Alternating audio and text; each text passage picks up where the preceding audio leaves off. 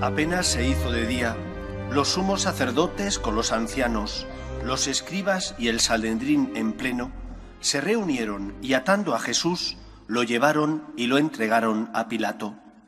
Pilato le preguntó: ¿Eres tú el rey de los judíos? Él respondió: Tú lo dices. Y los sumos sacerdotes lo acusaban de muchas cosas. Pilato le preguntó de nuevo: ¿No contestas nada? Mira cuántos cargos presentan contra ti. Jesús no contestó más, de modo que Pilato estaba muy extrañado. Por la fiesta solía soltarse un preso, el que le pidieran. Estaba en la cárcel un tal Barrabás, con los revoltosos que habían cometido un homicidio en la revuelta. La gente subió y empezó a pedir el indulto de costumbre. Pilato les contestó: ¿Queréis que os suelte al rey de los judíos? Pues sabía que los sumos sacerdotes se lo habían entregado por envidia. Pero los sumos sacerdotes soliviantaron a la gente para que pidieran la libertad de Barrabás. Pilato tomó de nuevo la palabra y les preguntó: ¿Qué hago con el que llamáis rey de los judíos? Ellos gritaron de nuevo. Crucifícalo. Pilato les dijo: Pues, ¿qué mal ha hecho? Ellos gritaron más fuerte: Crucifícalo. Y Pilato, queriendo dar gusto a la gente, les soltó a Barrabás, y a Jesús, después de azotarlo, lo entregó para que lo crucificaran. Los soldados se lo llevaron al interior del palacio, al pretorio, y reunieron a toda la compañía. Lo vistieron de púrpura, le pusieron una corona de espinas que habían trenzado y comenzaron a hacerle el saludo.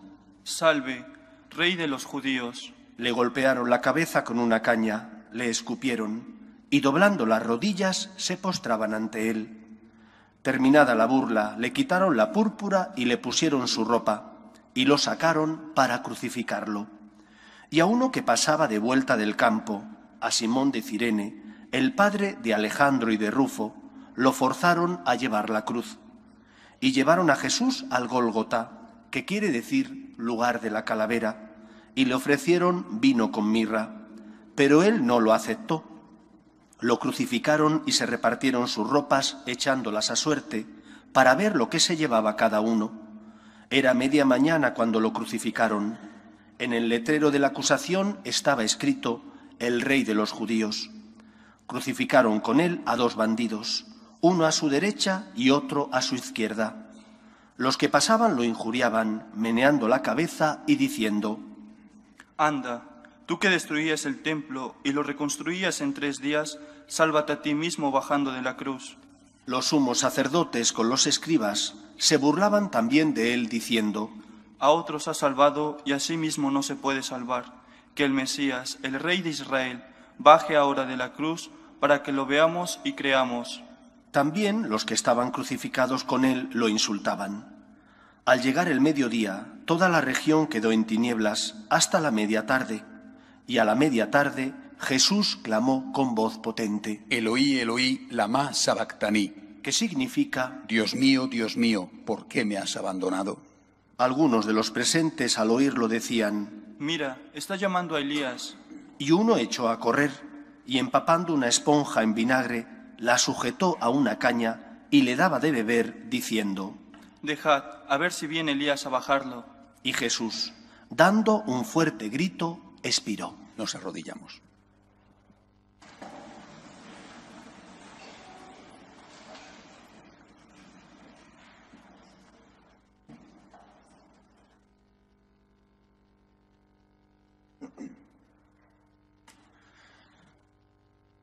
El velo del templo se rasgó en dos, de arriba abajo.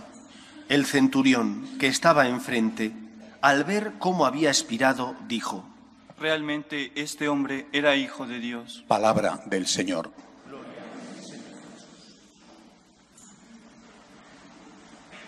Es Domingo de Ramos y el protagonismo hoy lo da precisamente esos ramos con los que aquellos israelitas acogieron al Señor entrando en Jerusalén. Una sorpresa, porque Jesús tenía tantos enemigos que nadie podía esperar que no solo que hiciera una entrada abierta, sino que fuera una entrada triunfal.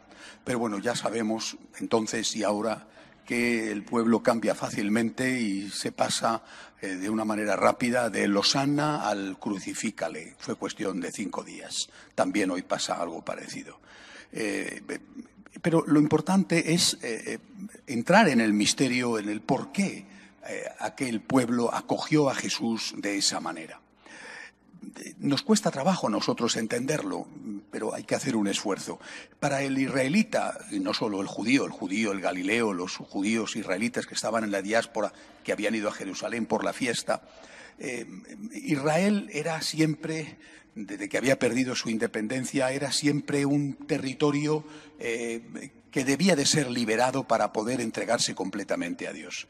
Es decir, era una teocracia, aunque había tenido una monarquía.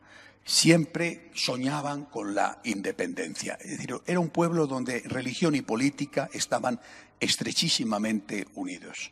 Y por eso Jesús era visto, esperado, interpretado por algunos como el Mesías liberador. Es decir, el que iba a instaurar de nuevo ese reino, un reino de Dios político en la tierra.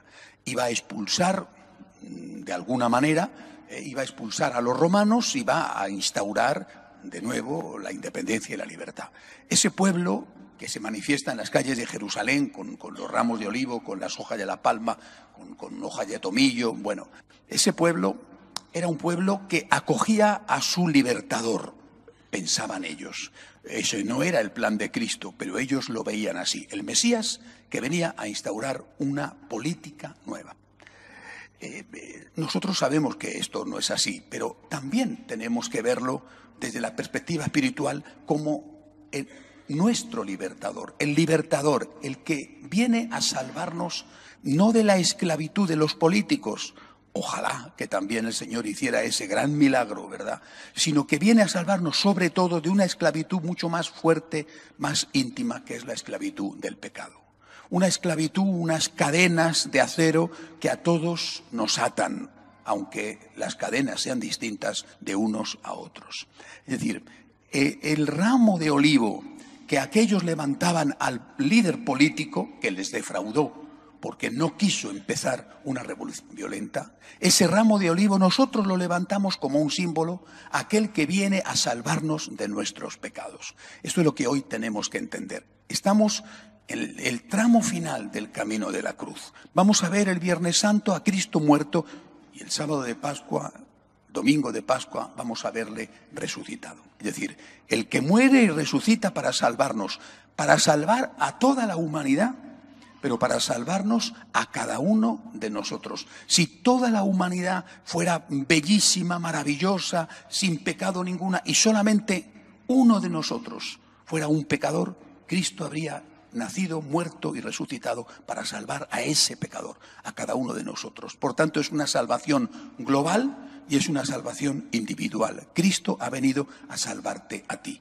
Y nosotros, repito, levantamos los ramos de acción de gracias diciendo: Señor, Salvador mío, gracias. Y gracias porque este sacrificio tan grande yo no lo merezco y tú has venido a hacerlo por mí para abrirme de par en par las puertas del cielo. Ese ramo de olivo, por lo tanto, tiene que significar, en primer lugar y sobre todo, un sentimiento de gratitud. Un sentimiento de gratitud por la salvación personal.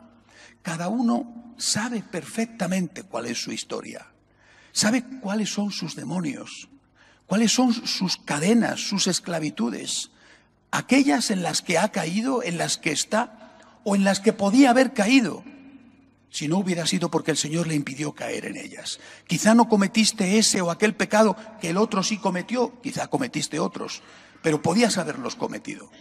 Podías haberlos cometido y por lo tanto eres consciente de que Cristo a ti te ha salvado y a ti te está salvando, a ti te salva.